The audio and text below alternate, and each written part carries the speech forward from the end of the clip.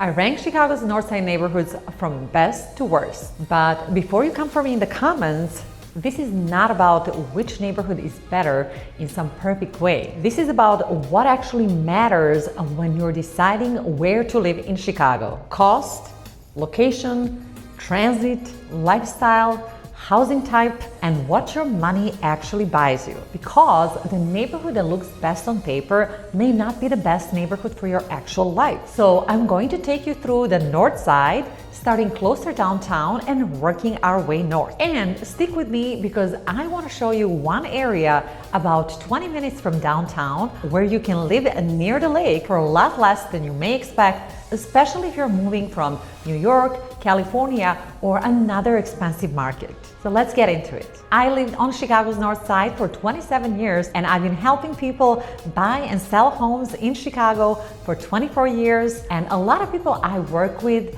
start with the neighborhoods they have heard the most about, like Lincoln Park, Lakeview, maybe Lincoln Square. And those are great neighborhoods. But once you factor in price, commute, parking, transit, lake access, housing type, and how you actually live day to day, the best choice may change. So as we're going through this list, pay attention to the trade-offs because two homes can be in the same neighborhood but feel completely different depending on a block, the building, and how easy it is to get around. We're starting with Lincoln Park, and honestly, it's hard not to put Lincoln Park at number one. You're close to downtown, close to the lake, and surrounded by some of the most beautiful residential streets in Chicago. You have Lincoln Park Zoo, North Avenue Beach, the Lakefront Trail, the park itself, Armitage Avenue Shopping, Halsted Street restaurants, boutiques, cafes, and a very classic North Side Chicago feel. You also have gorgeous tree-lined streets, historic brownstones, graystones, vintage row homes, condos, townhomes, and single-family homes. Now, transit depends on where you are. On the west side, you have the Brown Line and the Purple Line Express. On the east side, closer to the lake, you're relying more on buses, biking, or driving. So when someone says they want Lincoln Park, I always want to know which part. Your daily life can feel very different depending on the exact location. When it comes to pricing, you're in one of the most expensive Chicago neighborhoods. At the time I'm recording this, the median condo price is around $710,000 and single-family homes are around $2.6 million. Of course, you can find entry-level condos for significantly less than this, but in this video, we are using medium price points for each neighborhood. So if you're moving from another city where $700,000 buys you a house, that same budget in Lincoln Park is probably buying you a condo. That is the trade-off. You get the location, lake access, restaurants, great schools, convenience, and beautiful streets, and you pay for it. But if your budget is tight or you want more space, keep watching. Now let's move north into a neighborhood that gives you a lot more energy, but with more options. And if you guessed Lakeview, you guessed right. Lakeview is one of the most searched neighborhoods in Chicago. You have Wrigley Field, Southport Corridor, East Lakeview, Boys Town, restaurants, bars, gyms, grocery stores, the lakefront, Belmont Harbor. There's a lot going on in every direction.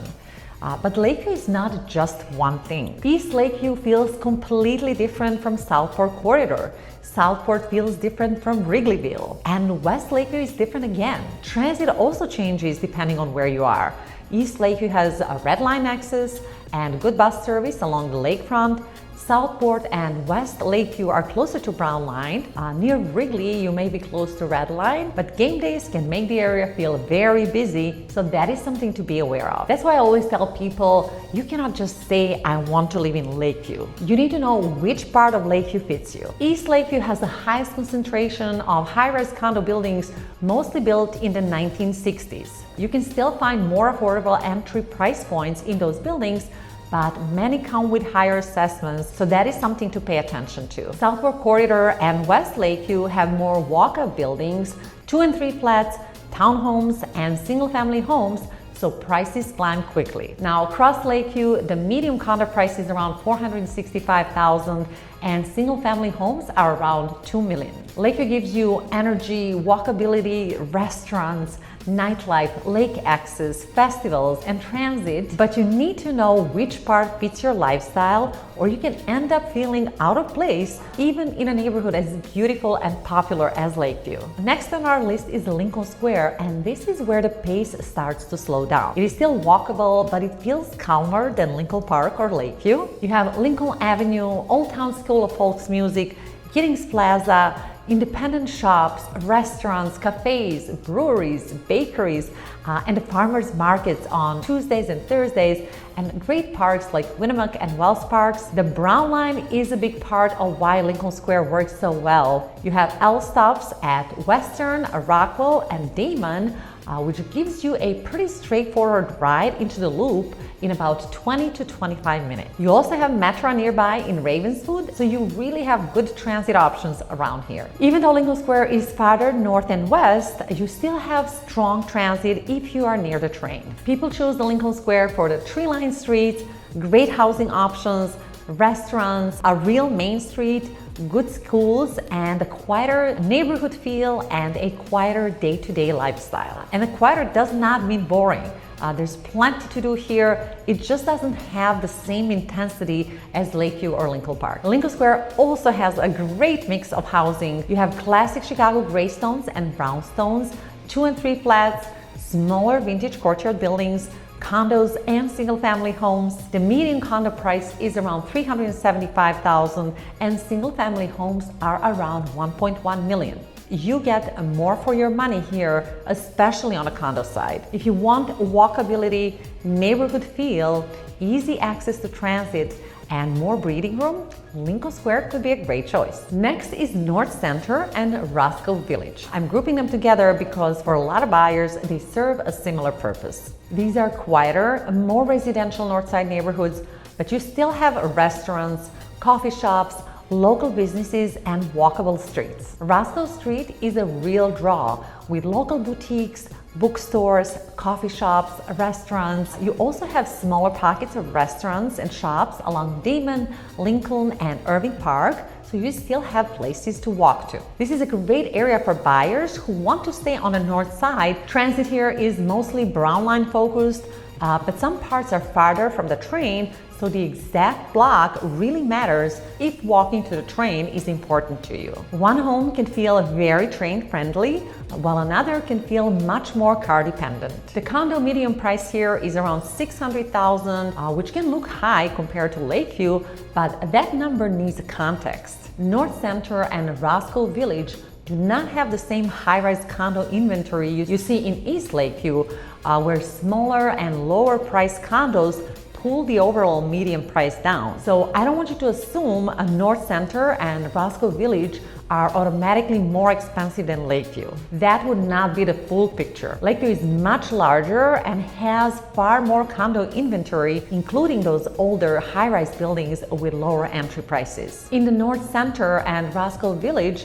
a lot of what you're buying is walk-up condos, newer construction condos, townhomes, and single-family homes. Single-family homes are around $1.75 million. So this is not really a cheaper option to Lakeview or Lincoln Park.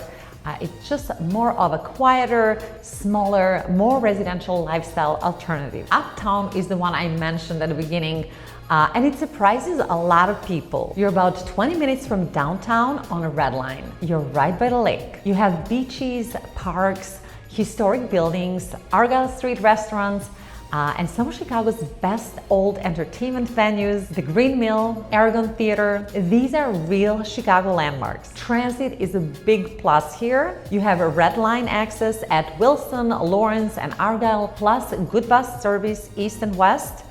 So if you want the lake and still need a reasonable way to get downtown, Uptown can make a lot of sense. And Uptown is not just condos and apartment buildings. There are gorgeous, historic, single-family homes here and some unusually large lots for the north side of Chicago. So if you want to be near the lake, but you also want more space, a bigger yard, or more breathing room than what you usually get in Lincoln Park or Lakeview, Uptown can be a very interesting option. The median condo price in Uptown is around $360,000. That is significantly less than Lincoln Park or Lakeview. Now, Uptown has more variety from block to block, and if you're buying a condo here, You really need to understand the building, the reserves, the maintenance, and long-term costs. But if you want a lake access, transit, character, entertainment, and more affordable condo prices, Uptown should be on your list. I know I'm packing a lot of information here, and if you have made it this far, you're probably seriously thinking about a move. If you need help figuring out which Chicago neighborhood actually fits your lifestyle, give me a call or send me a text. My number is right here on the screen. And if you already own in Chicago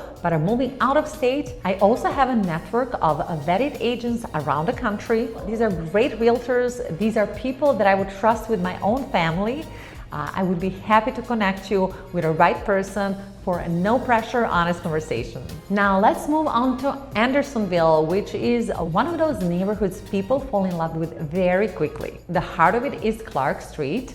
It's super vibrant and packed with independent shops, restaurants, cafes, bakeries, bookstores, bars, gyms, and local businesses that make the neighborhood feel like a real community. People walk to lunch or dinner, they run into neighbors, they have favorite coffee shops. Now, if transit is important to you, this is the thing to think through. Andersonville is not sitting right on the train in the same way as parts of Lakeview, Lincoln Square, or Uptown. And depending on where you live, you may be using the bus, walking to the Red Line, connecting to Metro, or getting over to the Brown Line. So it's still definitely very livable without a car, but the exact location matters. Price-wise, the typical condo is in the high 300s. The most walkable blocks near Clark Street usually price higher because that is where many buyers want to be. Andersonville is a great fit if you want charm, community, restaurants, and a strong neighborhood feel, and you do not mind being a little bit farther north. Now let's keep going north into Edgewater. Edgewater is right on the lake, so you have real lakefront living at a much lower price than neighborhoods farther south. This is a great area for walking, biking, running, or spending time by the lake in the summer. There are cafes and restaurants around, but one of the big draws is also proximity to Andersonville, which is just west of Edgewater. The big thing to know is that Edgewater is very condo heavy. On the east side, along Sheridan, you mostly have high-rise condo buildings with some of the best direct lake views in the city. Just west of there, you see more mid-rise apartments and condo buildings from the 60s and 70s, mixed with smaller vintage buildings from the early 1900s. Farther west is where you see more single-family homes. So Edgewater can feel very different depending on where you are. The east side gives you lake access and a bigger building lifestyle, but it can also feel dense and congested. The median condo price is around $285,000. So if you want Edgewater pricing and lake access, but still want more of a neighborhood feel, West Edgewater may be a better fit. Transit is strong if you live near the Red Line, especially around Bryn Mawr, Thorndale, or Granville. If you're closer to the lake, buses become more important. So again, the exact block matters. Rogers Park is on the list next, and it is at the far north end of the city, right next to Evanston. And this is about as affordable as lakefront living gets in Chicago. You have the lake, beaches, the Red Line, smaller restaurant pockets, and a very diverse neighborhood feel. Your money generally goes further here than anywhere else on this list. For transit, Rogers Park has the Red Line, and depending on where you live, you may also be able to use Metro. So you do have options. One thing to think about is parking.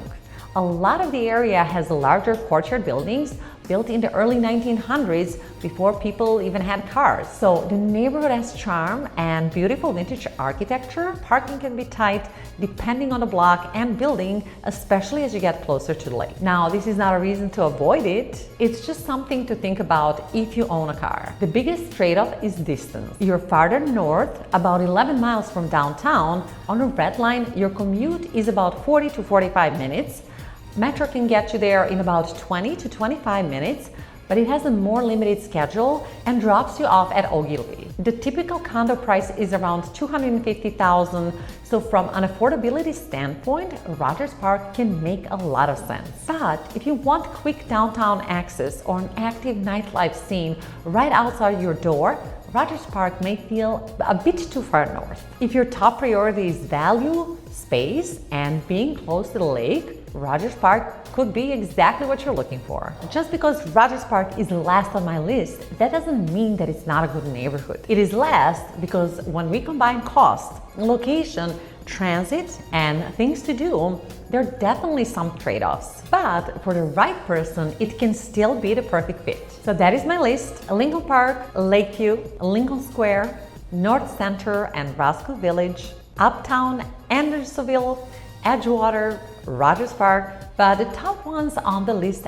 do not necessarily mean that they're right for you. Do you need to be close to downtown? Do you care more about space? Do you want the lake? Are you commuting to work? Do you need to be close to the train? Or do you care more about getting more for your money? Do you want a tree-lined residential feel, or are you okay with a denser condo-heavy area if it gets you closer to the lake? Those details matter. Now, if you're thinking about moving to Chicago or selling your home here, my contact information is on the screen and in the description. Feel free to call me or send me a text. I would be happy to help you think through the right move. And if you know of someone who is trying to figure out where to live in Chicago, send them this video. It could save them from choosing the wrong neighborhood for the wrong reason. And if this was helpful, please like the video, subscribe to the channel, and turn on the notifications so you don't miss the next one. I'm Savic. Thank you so much for watching.